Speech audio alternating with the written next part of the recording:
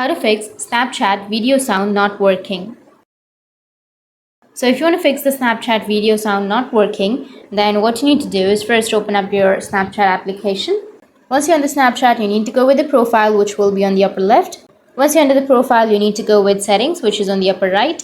Once you're under the settings, you need to scroll down and go with the notifications option and tap on enable notifications. And make sure to allow the notifications on Snapchat. Once you enable the notifications, you can go back and again tap on notifications, and here make sure that you've enabled each and every notification on your Snapchat. Once you've done this, now you just need to simply go back and you need to open up your settings. Once you launch your settings, you need to scroll down, go with the apps. Once you're under the apps, now you need to go with see all apps. Scroll down and tap on the Snapchat application.